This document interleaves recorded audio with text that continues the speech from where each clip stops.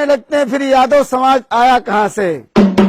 बहुत से लोग उल्टी सीधी बातें भी करते हैं, लेकिन हम आपको शास्त्र की बात बताएंगे कि यादव वंश ये कैसे बना था। 8 पटरानियों में जो रुक्मिणी नाम की रानी थी, रुक्मिणी की शाखा में एक प्रदुम्न नाम का पुत्र हुआ था। प्रदुम्न से अनिरुद्ध हुए थे, अनिरुद्ध से जो गज के वंशज हुए इनको बिहार की गद्दी दी गई, जो यादव के नाम से जाने गए साहब। तीसरे पुत्र जो दृढ़पहार हुए थे, इनको देवगिरी की गद्दी दी गई थी, इनको महाराष्ट्र का राज दिया गया था। इनसे जो वंश चला उस वंश का नाम रखा गया देवगिरी यादव। चौथे पुत्र जो प्रीतिभाव हुए थे, उनसे रोहिले यादव यदुवंशी यादव बने थे साहब। हमारा कहने का मतलब ये हुआ कि आप लोगों का जो वंश है ये प्रीतिभाव से निकला हुआ वंश है। आप लोग यदुवंशी यादव हैं जो भगवान श्री कृष्ण के वंशज है साहब।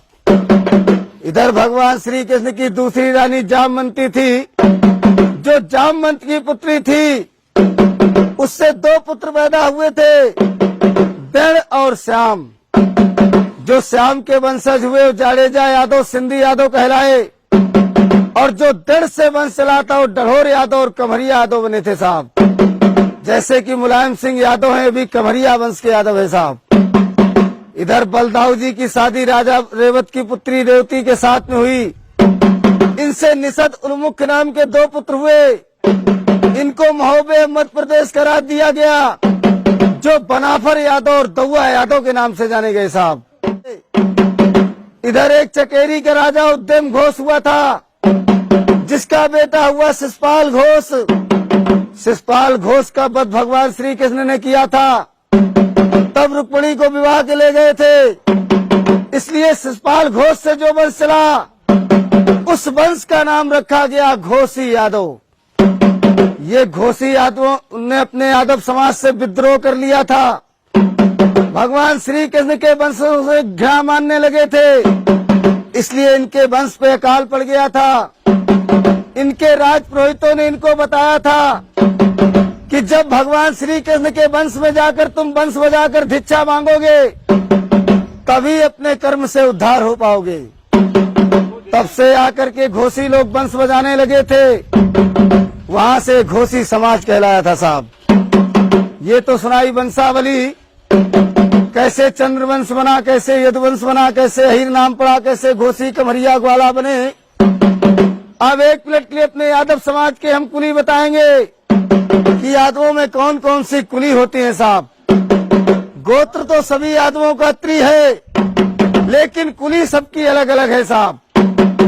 जैसे कि तुम्हारे ज्वारी है, दौआ है, किसनौट है, मजरोट है, घोसी है, कमरिया है, डढ़ोर है, गिरवरिया है, नागरिया है, ग्वालवंशी है, ग्वाला है। तुम्हारे पचो मार है, वाई मार है, दादा मार है, काठ है, दिसवार है, सुकरिया है, पापट है, बरतरिया है, रोरिया है, उधैनिया है, रजवनिया है, ओड़ा है, भुसिया है, बानरे है, नुनेरिया है, रहेस कुली है, लौदिया है।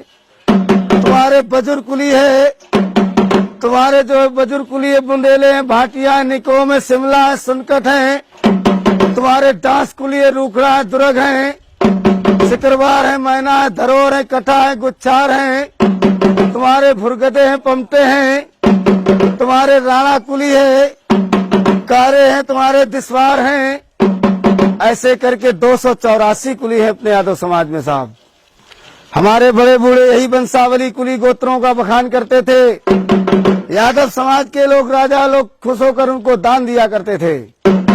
लेकिन अब राजा तो बचे नहीं भैया, इसलिए गांव गांव जाकर अपने यादवों का बखान करते हैं साहब। एक मिनट के लिए अपने यादवों की पहचान बताएंगे। कहते हैं 4 वेद 6 शास्त्र में ऊंची जाति अहीर, और ब्रह्मा भी तरसत रहे क्यों ना भय अहीर।